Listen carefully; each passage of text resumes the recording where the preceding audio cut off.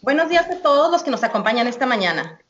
En nombre de la Fundación Grupo México, a través de su red de asociaciones y fundaciones empresariales, del Centro para el Fortalecimiento de la Sociedad Civil, de la Alianza Fronteriza para la Filantropía y de la Junta de Asistencia Privada del Distrito Federal, les doy la más cordial bienvenida al seminario virtual La Ley Antilavado y sus implicaciones para las organizaciones de la sociedad civil, que tendrá una duración máxima de 60 minutos. Mi nombre es María Laura Muñoz y pues yo también les doy la más cordial bienvenida. Antes de iniciar con la presentación, les quiero dar unas indicaciones de cómo funciona la plataforma para seminarios virtuales.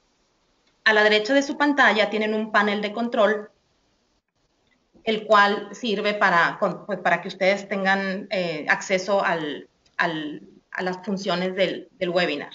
La flecha roja que se encuentra en la parte superior sirve para abrir y cerrar su panel de control para que ustedes puedan visualizar la pantalla completa. En la ventana de audio pueden comprobar el sonido. Todos los participantes estarán en silencio para evitar los sonidos ambientales de sus oficinas o lugares donde se encuentren. Les recomiendo cerrar en su computadora otros programas que usen Internet para facilitar su conexión y evitar interrupciones en la transmisión. También, como queremos que este seminario sea interactivo, si tienen preguntas, favor de escribirlas en el recuadro de chat. No van a poder hacer preguntas de viva voz, pero sí las vamos a estar monitoreando y se las vamos a pasar a nuestra ponente en cuanto ella abra el espacio de preguntas y respuestas al final del webinar. Y bueno, para comenzar, me permito presentar a Consuelo Castro Salinas, muy querida amiga desde hace muchos años. Consuelo es actualmente la secretaria ejecutiva de la Junta de Asistencia Privada del Distrito Federal. Durante 20 años fungió como directora jurídica del Centro Mexicano para la Filantropía, el CEMEFI. Ella es licenciada en Derecho, egresada de la Universidad Nacional Autónoma de México y en Relaciones Internacionales por la Universidad Iberoamericana. Consuelo ha participado activamente en diversos trabajos legislativos y foros sobre temas legales y fiscales del sector no lucrativo, incluyendo la Ley Federal de Fomento a las Actividades Realizadas por Organizaciones de la Sociedad Civil. También ha promovido incentivos para que las organizaciones de derechos humanos y organizaciones ambientalistas puedan ser incorporadas a la ley del impuesto sobre la renta en el ámbito federal. Es miembro del Consejo Consultivo del International Center for Nonprofit Law. Es autora y coautora de libros y capítulos de libros sobre temas legales y fiscales de las OSC. En fin, ella es pues, nuestra máxima autoridad en México en el tema legal y fiscal. Muchas gracias por acompañarnos, Consuelo. Bienvenida y adelante, por favor.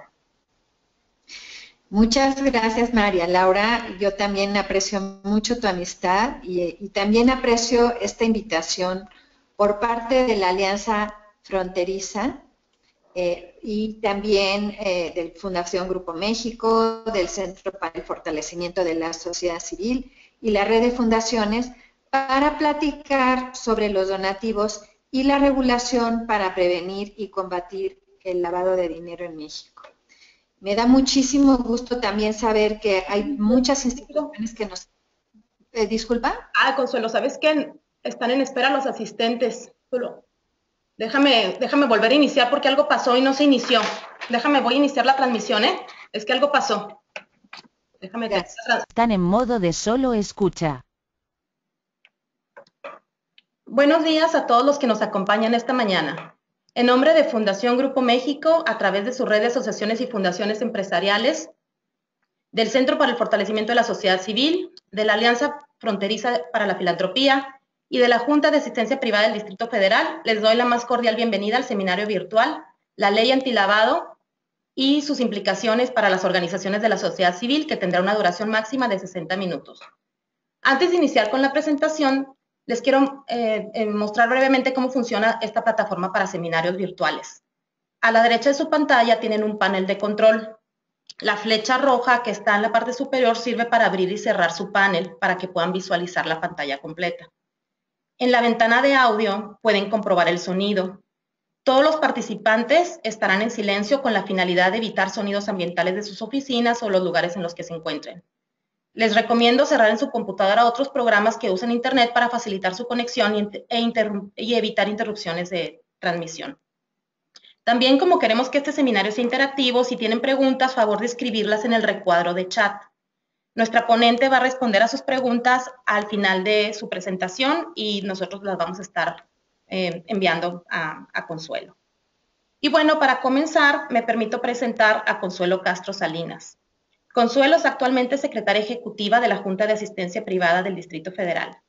Durante 20 años fungió como directora jurídica del Centro Mexicano para la Filantropía, el CEMEFI.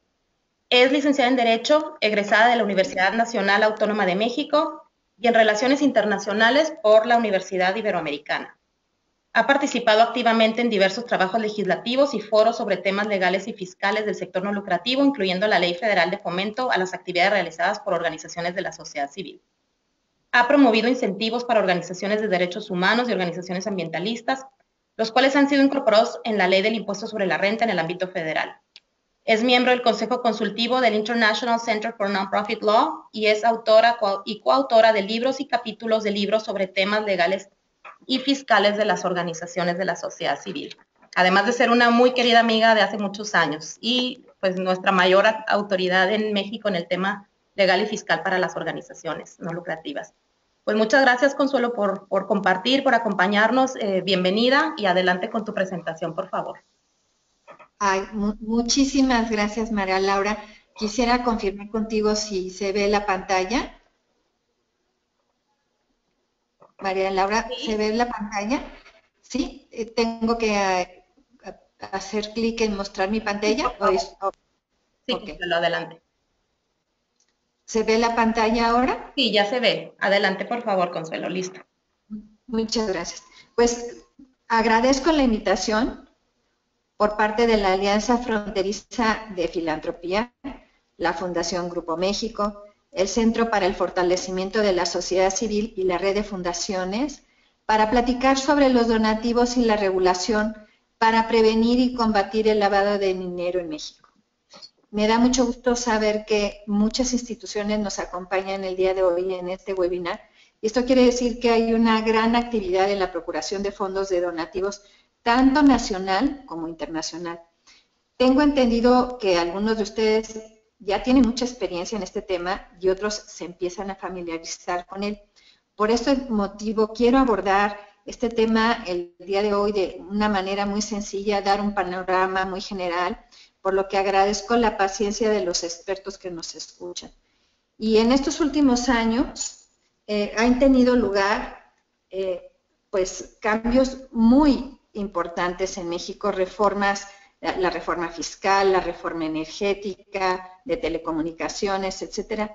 Y también tenemos que decir que en este tema de el lavado de dinero ha habido un avance legislativo importante en México y ya corren 3 años desde que se promulgó la Ley Federal para la prevención e identificación de operaciones con recursos de procedencia ilícita y que entró en vigor en 2003. México pertenece a un grupo de países que se denominan Grupo de Acción Financiera Internacional, que se fundó en 1989, o sea, hace 25 años. Y esta organización internacional a la que pertenecemos promueve que en los países existan leyes antilavado de dinero y contra el financiamiento al terrorismo. Y a partir de las recomendaciones, México desde hace 3 años, al igual que muchos otros países en el mundo, han venido adoptando en el ámbito nacional normas y medidas para prevenir, identificar y sancionar el mal uso del dinero dirigido hacia actividades terroristas o lo que coloquialmente hemos denominado como lavado de dinero. Pero bueno, ¿qué entendemos por lavado de dinero? Pues son las operaciones que consisten en lograr que los fondos o activos obtenidos a través de actividades ilícitas aparezcan como el fruto de actividades lícitas y circulen en la economía sin problema alguno. Y pues digamos que en este sentido la regulación está dirigida hacia instituciones financieras y no financieras. Las instituciones financieras en México ya se regulan desde hace mucho tiempo y las instituciones no financieras que nos ocupan el día de hoy es lo que tenemos recientemente. Y permítanme que en esta ocasión toquemos algunos temas como el marco normativo general, los antecedentes que los acabo de dar, las actividades vulnerables, el registro, la integración de información y de avisos, es decir, cómo también podemos apoyar para la identificación de este tipo de actividades vulnerables, los avisos que se tienen que presentar a la autoridad, las visitas de inspección que realiza la autoridad y las sanciones por incumplimiento de las obligaciones que se tengan que cumplir. Pues el objetivo de la Ley Federal para la Prevención e Identificación de Operaciones con Recursos de Procedencia Ilícita es el de establecer medidas y procedimientos que permitan prevenir y detectar actos y operaciones que involucren recursos de procedencia ilícita. Y bueno, nuestro marco abarca desde nuestra Constitución, la ley que acabo de mencionar, su reglamento y reglas de carácter general aplicables, entre otras disposiciones. Y vamos a ver cuáles son las autoridades competentes dentro de esta normatividad. Y tenemos que a la Unidad de Inteligencia Financiera de la Secretaría de Hacienda, el Administrador Central de Asuntos Jurídicos de Actividades Vulnerables de la Administración General Jurídica del SAT, la Unidad Especializada en Análisis Financiero de la PGR. O sea, hay una coordinación interinstitucional entre estas tres instituciones, de estas tres entidades. Y por parte de la Unidad de Inteligencia Financiera, que llamamos UIF, tiene como principal función interpretar las normas, requerir información a quienes realicen actividades vulnerables, en este caso determinar las reglas de carácter general y los formatos, y por parte del SAT, este Administrador Central de Asuntos Jurídicos de Actividades Vulnerables, pues se integra el padrón, se realizan las visitas de verificación y se proporciona información a la Unidad Especializada de Análisis Financiero. También se imponen las sanciones administrativas y se presentan denuncias. Y la PGR, o la Unidad Especializada en Análisis Financiero, pues tiene el carácter de Ministerio Público. Ahora, en la lámina siguiente tenemos cuáles son, para efectos de la ley, las actividades vulnerables. Y se consideran como actividades vulnerables varios tipos de actividades. Los casinos, los juegos, los monederos electrónicos, los montepíos o instituciones prendarias, los servicios profesionales, el transporte de lujo, los transportes blindados, la custodia de dinero, el arrendamiento y donativos. De estas actividades, quizás pueda aplicar a algunas organizaciones otras aparte de los donativos. Por ejemplo, si se llevan a cabo rifas y sorteos, pues sí tienen que reportarla a las organizaciones. O por ejemplo, como en la Ciudad de México, que tenemos 3 instituciones de asistencia privada que son prendarias, como son el Montepío Luz Aviñón, el Nacional Monte de Piedad y la Fundación Donde, bueno, pues tendrán que reportar las actividades que le competan respecto a lo que se refiere a Montepíos o instituciones prendarias. Y respecto, por ejemplo, a otro tipo de actividades que me pueden decir, bueno, la venta de un inmueble o de un vehículo en forma ocasional, pues no se tienen que reportar porque no se realizan de manera habitual o profesional, entonces, por tanto, no son sujetos de esta ley.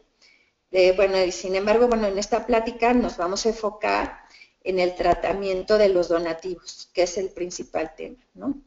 Y en este sentido, vamos a dar en esta plática lo más reciente, qué ha sucedido respecto a este tipo de normatividad.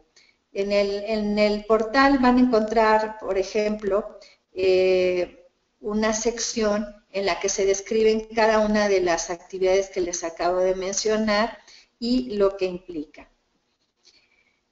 Ahora, en materia de donativos tenemos un umbral descrito en la ley, es decir, que no todos los donativos son importantes para efectos de la ley. Las operaciones que son tomadas en cuenta de acuerdo a la normatividad aplicable, ya sean en efectivo o en especie, por parte de asociaciones y sociedades sin fines de lucro, son las que son superiores a 1.605 veces el salario mínimo vigente en el Distrito Federal. ¿Y cuánto es esto? Bueno, pues si calculamos que el salario mínimo en 70 pesos 10 centavos, pues equivaldría entonces a la cantidad de 112.510 pesos con 50 centavos. Y no importa el tipo de figura legal, no importa que sea una asociación civil o una sociedad civil la que reciba los donativos, tampoco importa si la institución tiene o no autorización para recibir donativos deducibles.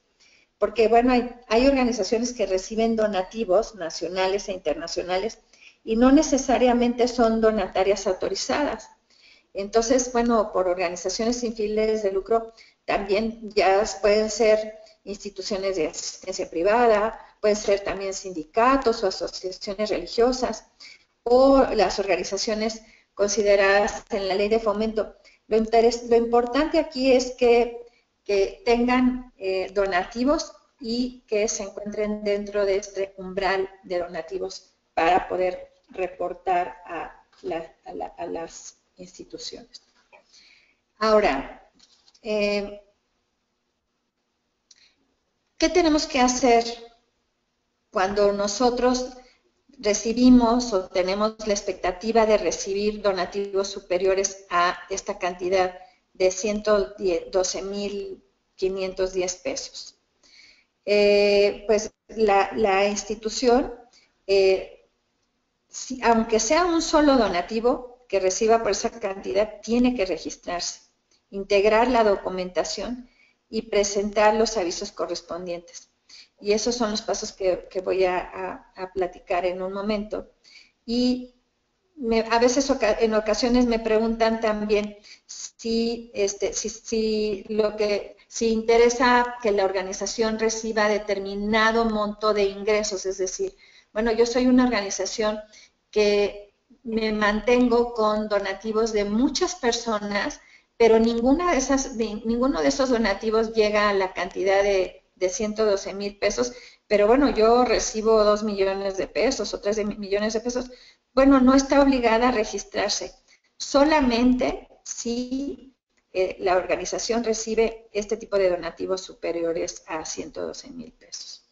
Y bueno, los requisitos para darse de alta en la página precisamente del portal antilavado, pues son los datos de identificación, los datos de contacto, el fiel de la organización, el órgano de administración, que parece ser que ya no es necesariamente indispensable, pero sí quién va a ser el encargado de dar cumplimiento a estas obligaciones y que son su identificación y su fiel.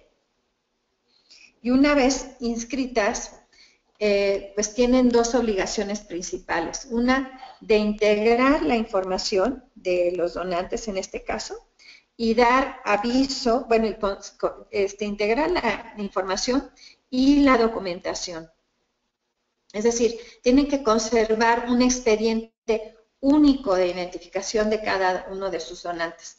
¿Qué tipo de información? Pues depende del tipo de donante, pero básicamente pues su identificación oficial, su domicilio, su teléfono, etcétera. Y el tipo de documentación pues será también la copia de su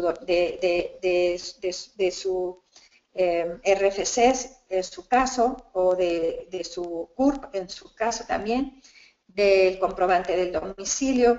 En casos de que se trate de una persona moral, pues el testimonio o copia certificada del representante legal, o incluso de la propia constitución de la persona moral que nos está donando.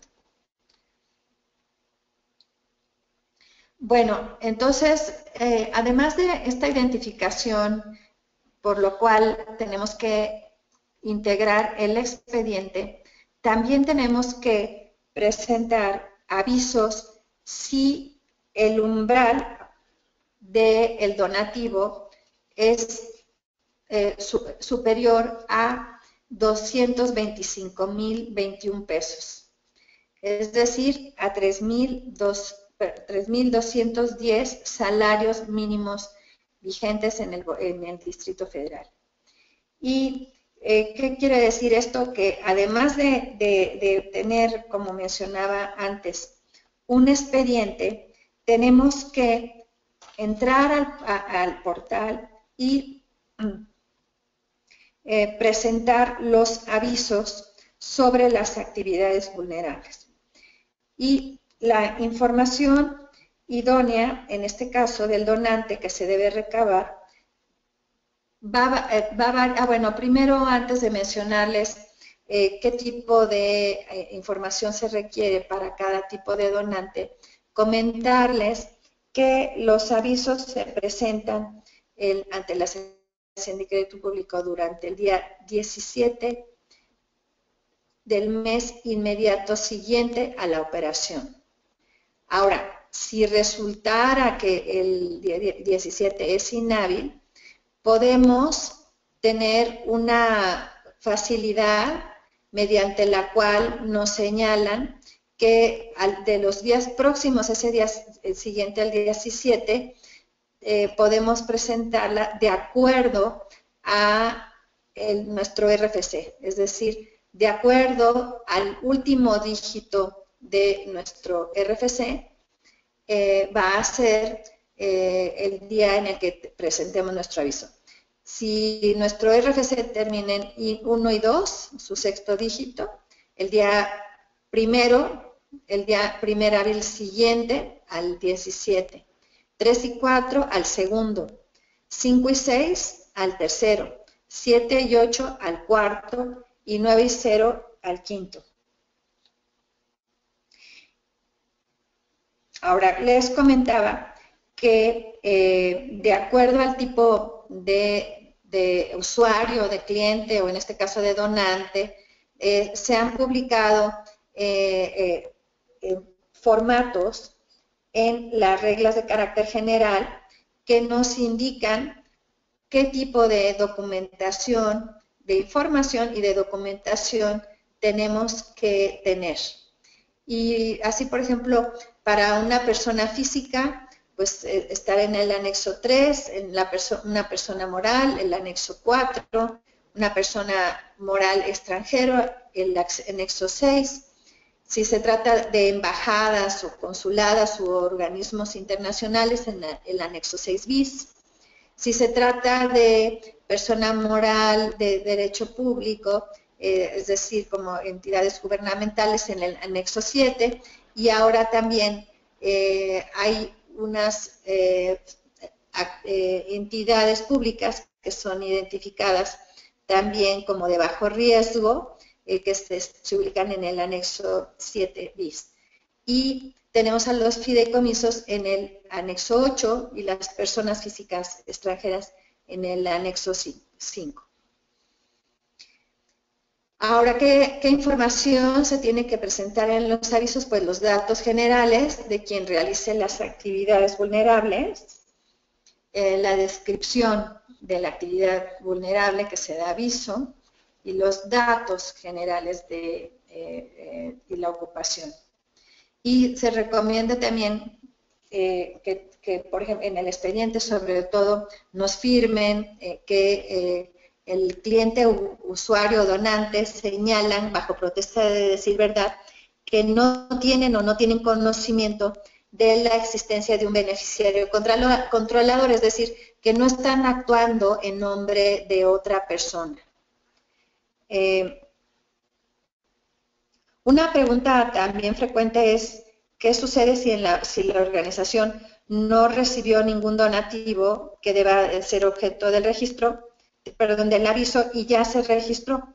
Bueno, y en ese caso la organización va a presentar un aviso en ceros informando que no se realizaron actos u operaciones en este periodo. Y dentro de los cambios que ocurrieron desde el gobierno, es que la información que se debe proporcionar de acuerdo al tipo de donante, también se puede aplicar la posibilidad de identificar en la legislación usuarios de bajo riesgo del propio gobierno y también que nosotros, una vez que nosotros hagamos nuestros lineamientos, identificamos a quienes consideramos que son usuarios de bajo riesgo y por qué. Por ejemplo, si una organización nos dona de Estados Unidos, como es una organización que pertenece a un país en donde ya se cuentan con medidas o regulación contra el lavado de dinero y contra el terrorismo, entonces pues ya se considera dentro de los países de la GAFI y pueden ser las medidas o considerado como un usuario de bajo riesgo. Así, por ejemplo, ya no va a ser necesario pedirle el acta constitutiva apostillada o legalizada.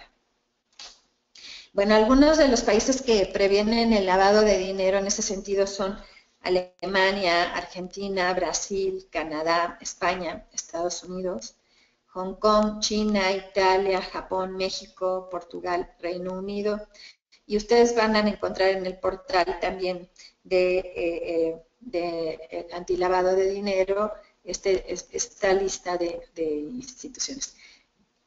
En cuanto a las entidades públicas que se consideran de bajo riesgo, tenemos a la Secretaría de Gobernación, de Relaciones Exteriores, de la Defensa Nacional, de Marina, de Hacienda y Crédito Público, de Comunicaciones y Transportes, de la Función Pública, de Centro de Investigación y Seguridad Nacional, el CISEN, Instituto Nacional de Migración y la Secretaría Técnica del Consejo de Coordinación para la implementación del sistema judicial de justicia penal. Para mi manera de ver, yo siento que esta es una opinión muy personal, pero creo que uno de los retos es que todas las entidades públicas, por lo menos las federales, cumplieran los suficientes requisitos que pida el gobierno, la unidad de inteligencia financiera de la Secretaría de Hacienda para que sean consideradas de bajo riesgo. No, la verdad no alcanzo a comprender por qué solamente estas secretarías y nosotros seamos los que tengamos que considerarlos o no dentro de nuestros lineamientos como de bajo riesgo. Y es muy importante, por lo tanto, para poder soportar nuestros expedientes y nuestros avisos, que tengamos los lineamientos de identificación de usuarios, los criterios, las medidas y procedimientos internos. Es muy importante que todos podamos tener estos procedimientos. Ahora, ¿cómo podemos conocer, aparte de esta plática, de esta breve plática, toda la información con respecto al antilavado de dinero? Bueno, pues podemos entrar a la página y hay varias maneras de entrar. Una de ellas es a través del portal de la propia Hacienda, que es www.hacienda.gov.mx. shcp.gov.mx, y del lado derecho van a ver desplegadas ciertas secciones y dice Ley Antilavado de Dinero. Esa es una manera. La otra es entrar directamente en la liga del portal, que sería https://spppld.sat.gov.mx/spppld. La otra también sería googlear, es decir, entrar al buscador de Google, que es el que yo conozco más, y poner lavado de dinero en México, y entonces ya le despliega a uno varias opciones para entrar. Este es el portal de prevención del lavado de dinero, y tenemos varias cuestiones bastante importantes e interesantes, comenzando por el instructivo de llenado de catálogos y de avisos e informes. Tenemos también una sección de preguntas frecuentes y de criterios que, por más que llevamos también 3 años que nos puedan incluir preguntas sobre los donantes, no lo han hecho de esta manera. Y ojalá que también la autoridad lo tomara en cuenta, porque creo que facilitaría más nuestro cumplimiento. Tenemos el marco jurídico, las actividades vulnerables, un glosario, las unidades de identificación y aviso, etcétera. Y bueno, dentro de los cambios recientes, pues tenemos que estar pendientes de las listas negras, tanto de usuarios y clientes que se consideran de alto riesgo. Además, también tenemos la cuestión de que, aunque ya hayamos presentado nuestros avisos y guardado nuestros expedientes, la autoridad se reserva el derecho de hacer y de realizar visitas de verificación. Y estas visitas hay que darles todas las facilidades y tiene que estar avisado la recepcionista, el portero, etcétera, de nuestra organización, porque les tenemos que abrir nuestras puertas y tener toda nuestra documentación disponible, que es el soporte de estas actividades respecto a recibir donativos. Sí creo que es importante que sepan que lo único que deben de revisar es precisamente la información relativa a los donativos, nada más.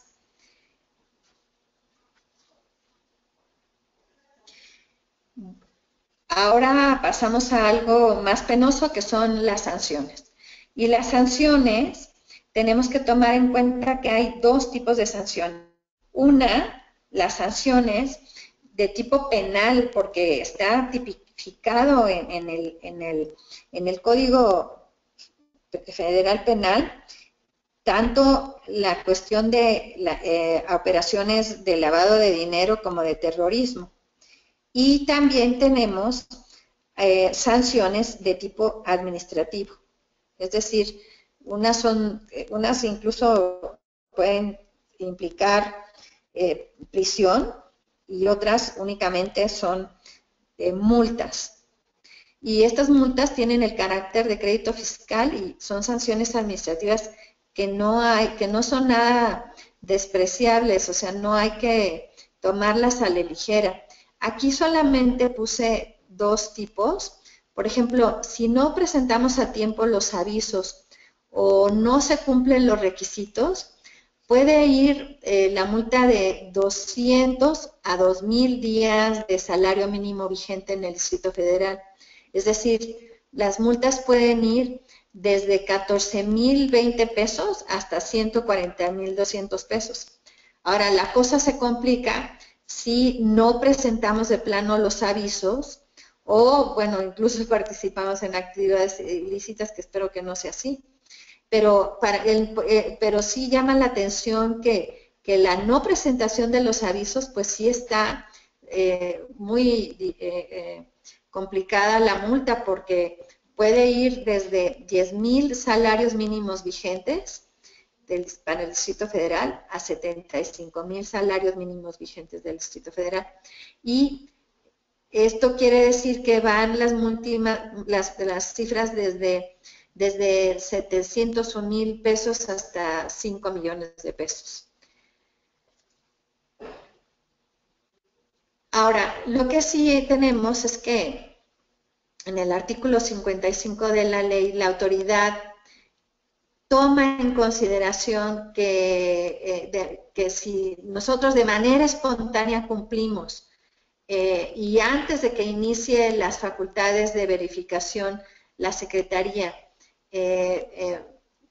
puede tomar en cuenta esta situación y puede abstenerse de sancionarnos por única vez. Bueno, ahora, en cuanto a las dudas, ¿qué hacemos cuando tenemos dudas? Pues aquí hay varias opciones también. Una es escribir, más bien, contactar a Infosat, que el teléfono es 01800 463 6728, pero bueno, lo más probable es que nos refieran, que no nos contesten y que nos refieran a la página del SAT misma. Entonces, en la página del SAT tenemos una barra, que bueno, la página del SAT es www.sat.gov.mx, y entonces tenemos una barra verde en la parte superior, y en el segundo recuadro dice trámites. Ahí tendríamos que darle clic y nos va a llevar esta parte a la sección en donde podemos entrar a mi portal con nuestra CLUNY. Nuestro RFC, desde luego, y la CLUNY.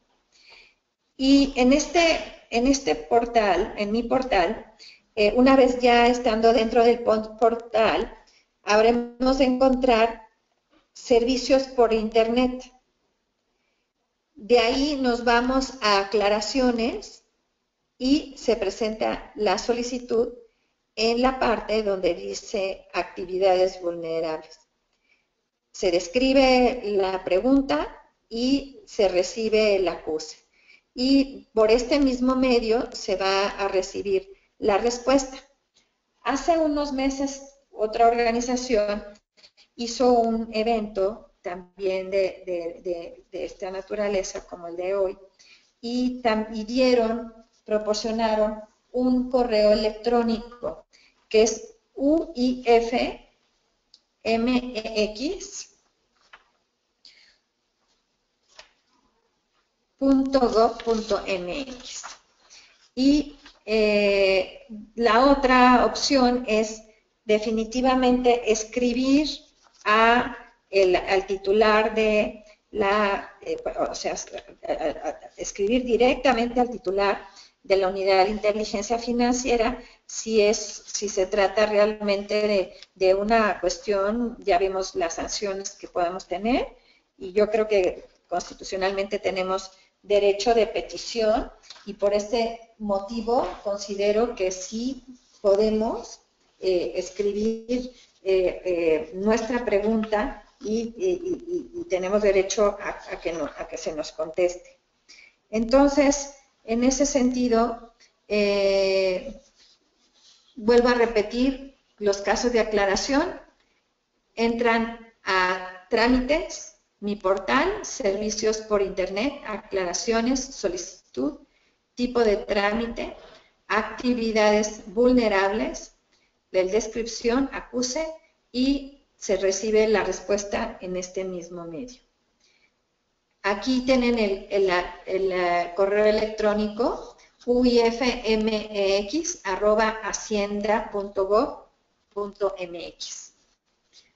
Pues ahorita creo que por el momento pues estamos abiertos a María Laura, si hay unas preguntas, comentarios, que nos compartan también sus experiencias Estoy a sus órdenes. Sí, Consuelo, tenemos preguntas. Dicen, Claudia Nava pregunta qué es lo que se entiende por donativo, ya que, por ejemplo, instituciones como el Indesol no proporcionan información para conformar el expediente correspondiente, ya que indica que el recurso no es un donativo.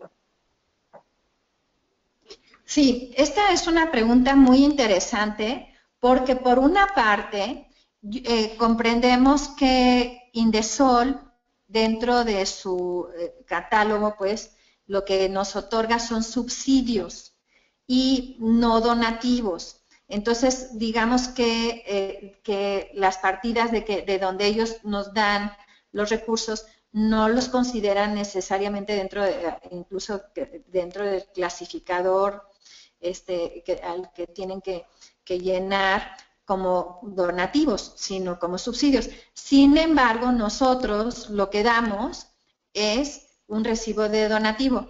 Esta pregunta es muy importante porque hemos tratado por varios medios de que sea una de las preguntas frecuentes que esté incluido en el portal del SAT.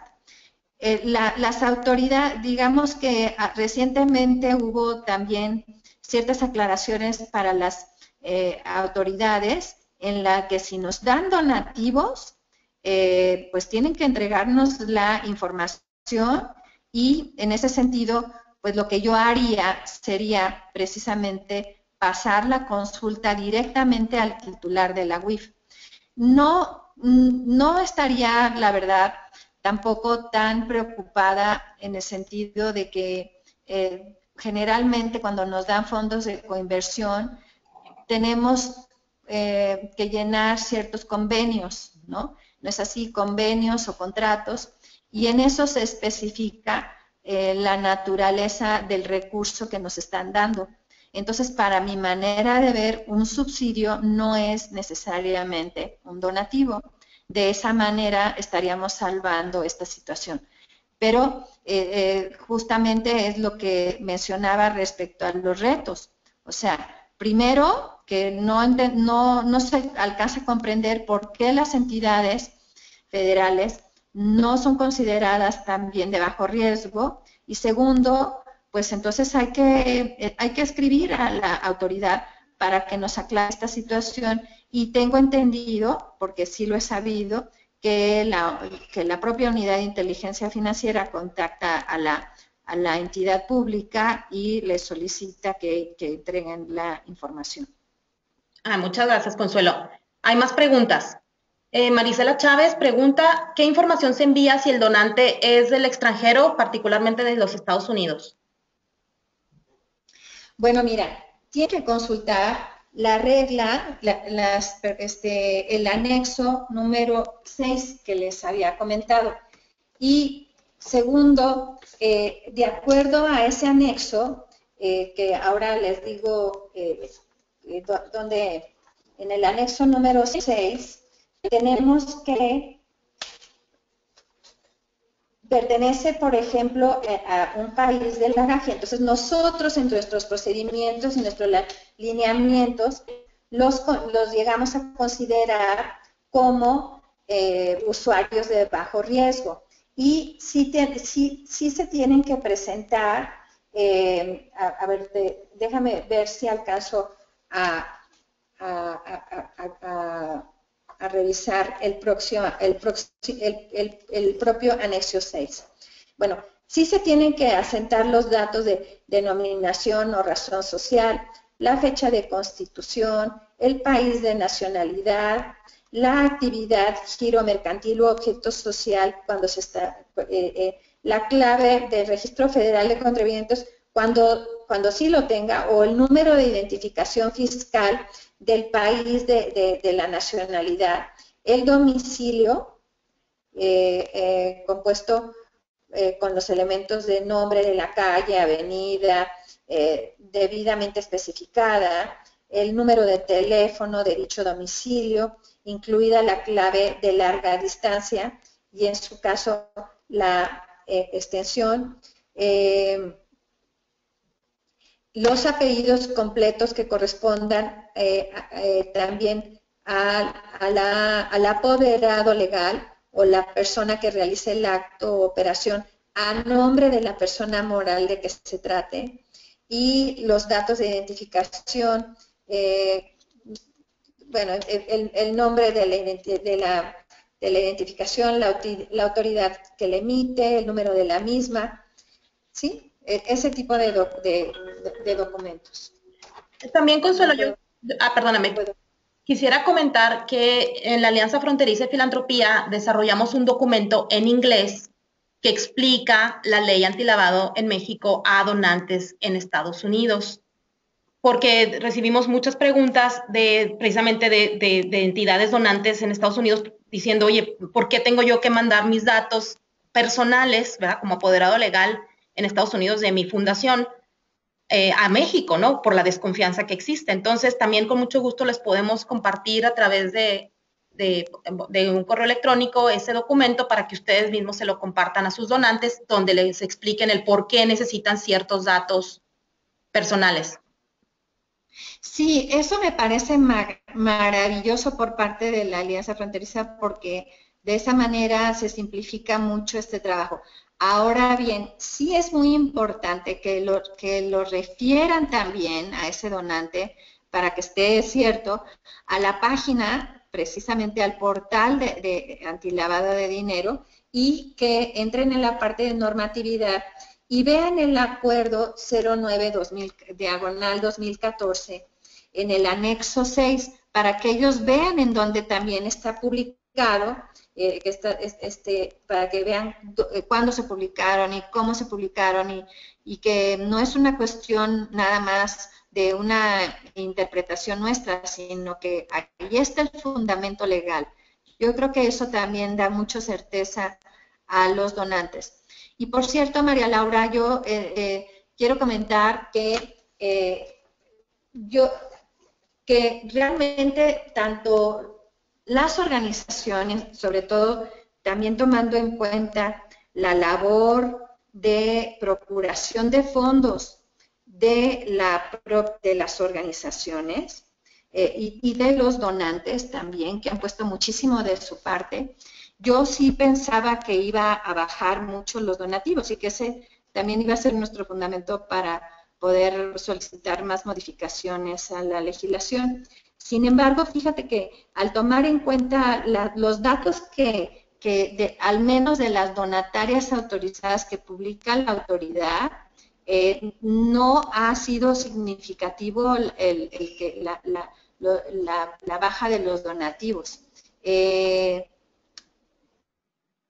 Anda alrededor de 2,000 millones de pesos, tanto en 2013 como en 2014, y no hubo tanta variación. Entonces, eso quiere decir que las instituciones están cumpliendo, están haciendo su tarea ardua de buscar donativos, y los donantes también continúan, tanto nacionales como extranjeros, teniendo un gran interés en apoyar las obras sociales que nosotros estamos realizando en tantos ámbitos de acción en los que nos desarrollamos. Ok, muchas gracias. Otra pregunta. Laura Jimena Díaz pregunta si el expediente de identificación es en físico o se tiene que subir, guardar en el portal de antilavado una vez que ya nos registramos. Bueno, mira, no, los avisos es lo que uno presenta en el portal de antilavado, pero nosotros podemos guardar nuestros expedientes tanto de manera física como de manera digital. Yo recomiendo las dos cosas, la verdad. O sea, pienso que es importante tener tanto físico como en forma digital esos expedientes. Muy bien. Porque se integra tanto la información como la documentación. Muy bien. Otra pregunta de Carmen Suárez. Pregunta respecto a los donativos del público en general, ¿cómo se reportan? Y si existe algún monto para reportarlos y si se acumulan igual los 6 meses. No. Esta también es una pregunta muy interesante y que debería de venir en el portal para darlo. Y es que justamente como lo acaba de mencionar, los donativos del público en general son producto de redondeos o de boteos o de otro tipo de campañas. Y en ese sentido, generalmente lo que hace la organización es emitir un comprobante fiscal que dice donativos del público en general. Entonces no se puede identificar a ese donante que donó más de 100,000 pesos, etcétera. Y lo que sí debemos de no se tienen que reportar, no se tienen que para efectos de esta legislación no se tendría que integrar el expediente. Sin embargo, yo creo que o lo recomendé, es que guarden toda la documentación relacionada a esa campaña. Desde si se trata de redondeo, generalmente tenemos que firmar un convenio, un contrato con el supermercado o la tienda, ya sea Oxxo, Soriana, etcétera, otro tipo de supermercados. Entonces, nosotros estamos sustentando que estamos realizando este tipo de campañas. Yo incluso guardaría hasta un álbum fotográfico, un archivo que nos muestre de qué se trató de la campaña, cuánto recaudamos, el comprobante fiscal que expedimos. Me contaba una persona que incluso ellos lo que hacen es que piden a un notario que dé fe de estos hechos. Pero bueno, eso ya sería tal vez demasiado, pero sí guardar toda la información y desde luego que no se tiene que ni guardar expediente ni presentar avisos porque se trata precisamente de un donativo del público en general, de muchas personas. Muy bien, muchas gracias. Rebeca Krug pregunta, ¿qué son los beneficiarios controladores? Si puedes explicar, por favor, el concepto. Sí, con mucho gusto. Bueno, un beneficiario controlador está definido dentro del glosario, efectivamente, de la propia ley. Y lo que dice que se entiende, con una de las definiciones es que se entiende que es una persona o grupo de personas que controlan a una persona moral cuando a través de la titularidad de valores por contrato o de cualquier otro acto puede imponer directa o indirectamente decisiones en las asambleas generales de accionistas, socios u órganos equivalentes o nombrar o destituir a la mayoría de los consejeros, administradores o sus equivalentes. Otra de las cuestiones podría ser que mantiene la titularidad de los derechos que permitan directa o indirectamente ejercer el voto respecto de más del 50% del capital social. O sea, es una persona que controla a otra institución o empresa o una persona que le pide a otra persona física o moral que realice determinado acto en su nombre. Entonces, en ese sentido, también es otra pregunta, es otro reto que debemos de lograr que Hacienda y el SAT incluyan este tipo de preguntas como preguntas frecuentes que desde el principio los hemos puesto y digamos que cómo podemos nosotros como donatarias saber si está actuando o no nuestro donante en nombre de otra persona, o física o moral, pues es un poco complicado. Entonces, lo que nosotros hacemos es que en la ficha, en nuestra cédula de identificación del donante, le pedimos al donante que nos firme, que manifiesta bajo protesta de decir verdad, de que no está actuando a nombre de otra persona, física o moral. Y si sí está actuando, que ponga quién es. En un momento dado. Entonces, la forma más sencilla que hemos encontrado es esta, pero definitivamente creo que falta, para efectos de los donativos, dar una explicación mucho más clara de esta cuestión sobre el beneficiario controlador. Por eso me parece muy pertinente la pregunta que se ha hecho. Muchas gracias, Consuelo. Otra pregunta. ¿El SAT comunica a los bancos respecto si la organización está reportando o no el cumplimiento con la ley? Pues mira, hasta donde yo sé, no, yo creo que más bien desde que nosotros metemos nuestra información en el portal, si no está correcta la información, sí nos mandan notificaciones o no nos deja llenar la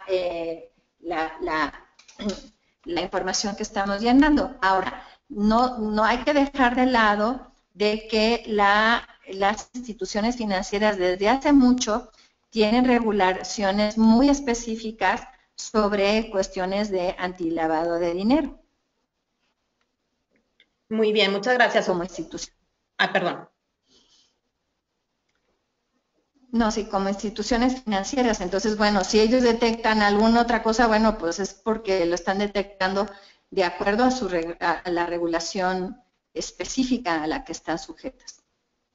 Ok, muchas gracias, Consuelo. Otra pregunta de Juan Luis Villegas. ¿Qué pasa si falta un dato del donante porque no lo desea dar o simplemente no da ningún dato y rebasa el importe señalado para declarar?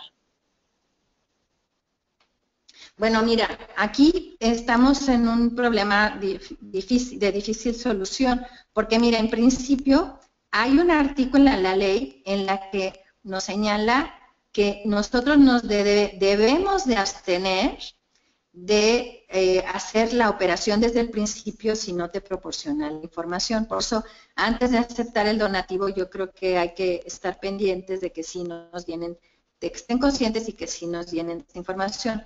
La otra es que dentro de la información que se llena dentro de los avisos,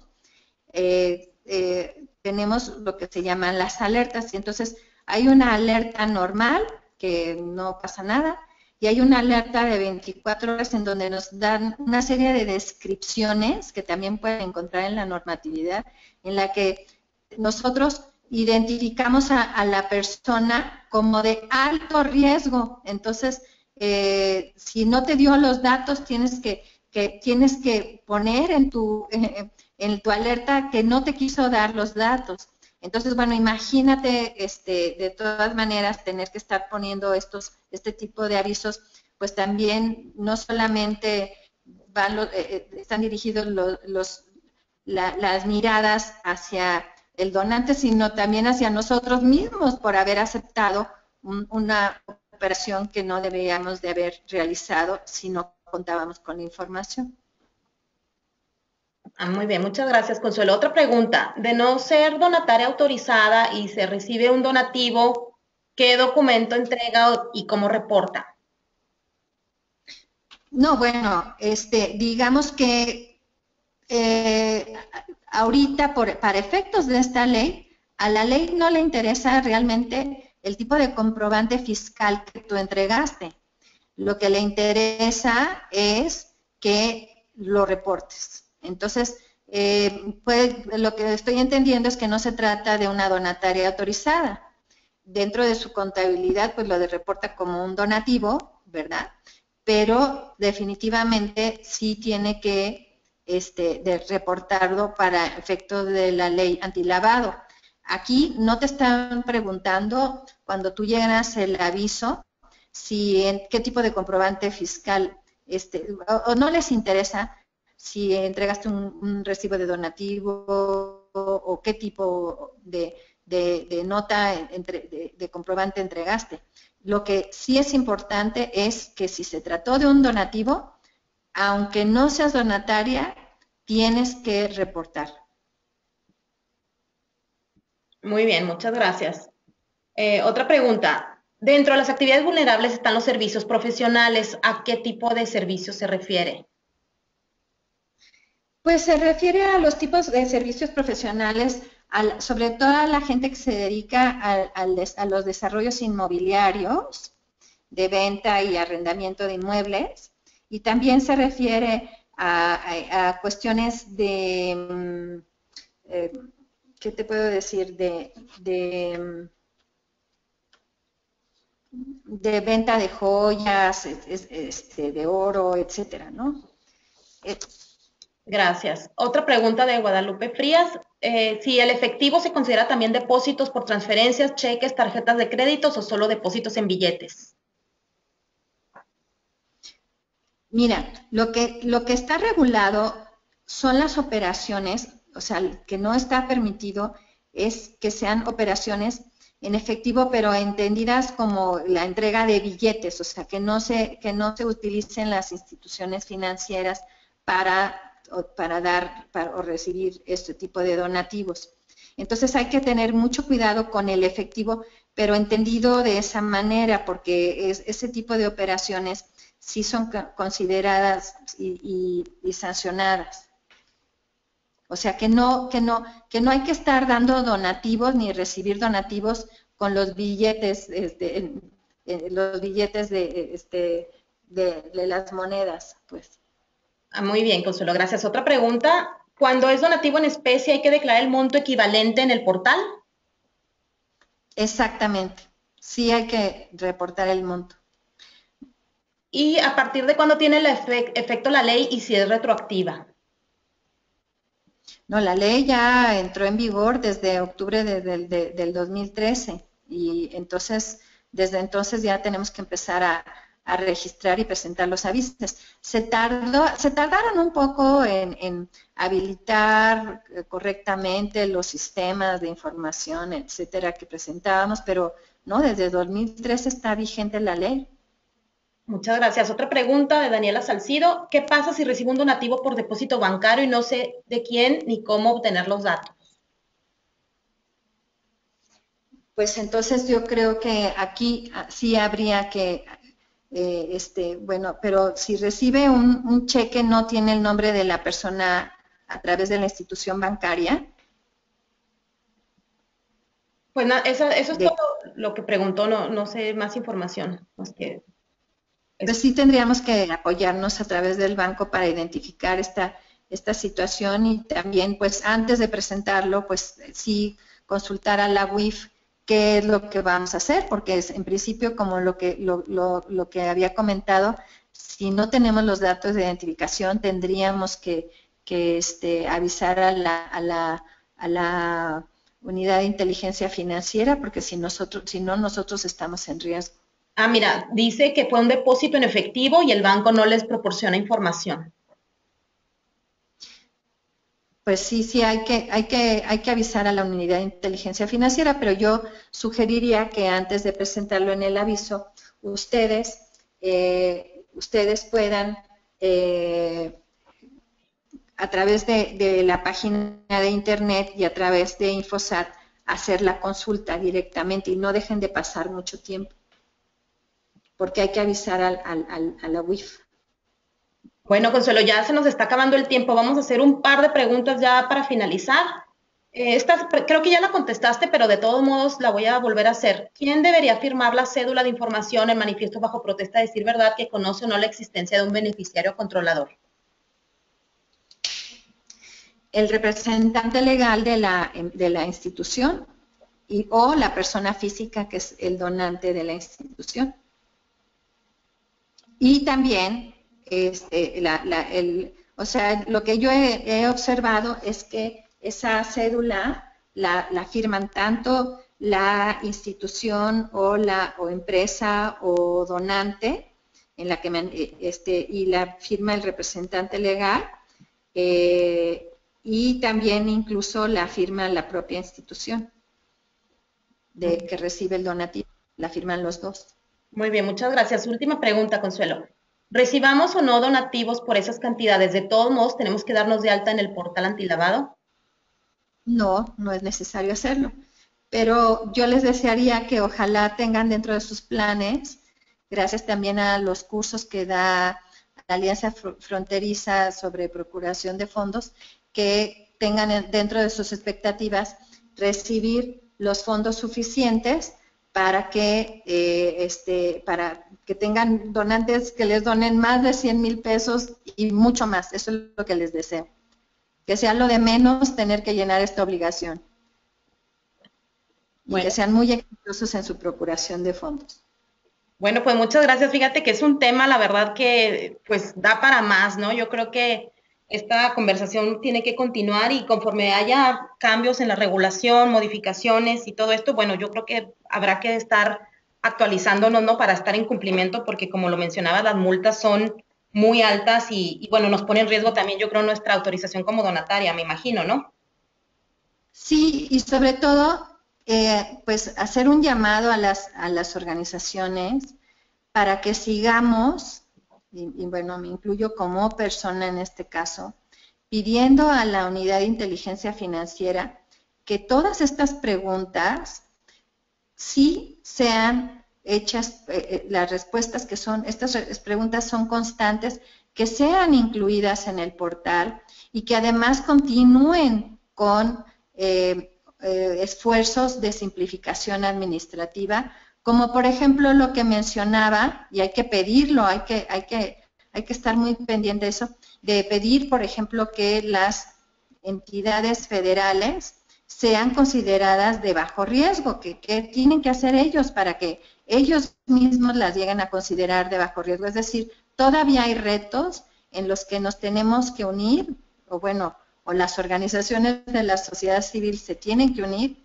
para seguir mejorando esta regulación, y felicitarlos a todos en este esfuerzo por cumplir con la regulación y por sus esfuerzos de procurar fondos para sostener sus obras que son maravillosas.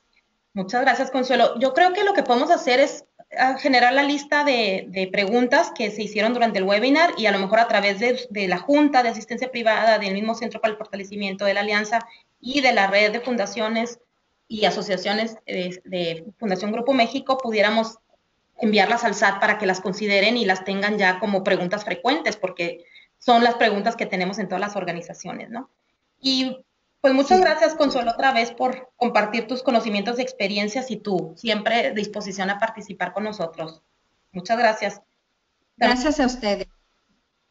También agradecemos a Fundación Grupo México a través de su red de asociaciones y fundaciones empresariales. Aquí en la pantalla pueden ver ustedes información sobre la red. Los invitamos a que se contacten, se unan.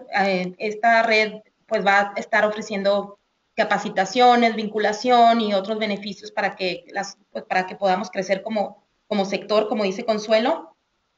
Al final, aquí también tenemos unos datos de contacto de todas las organizaciones que estamos participando. Este webinar va a quedar grabado. Les vamos a pasar por correo electrónico el link donde lo pueden volver a ver. La presentación no se las podemos hacer llegar, pero sí el webinar completo para que lo puedan volver a ver. Y bueno, pues muchas gracias, Consuelo, otra vez a la Junta de Asistencia Privada que representas, a la Fundación Grupo México a través de su red de asociaciones y fundaciones empresariales, al Centro para el Fortalecimiento de la Sociedad Civil, a la Alianza Fronteriza de Filantropía y a todos los participantes por su atención y su compromiso. Que tengan un excelente día. Muchas gracias, Consuelo. Gracias a ustedes. Mucho éxito.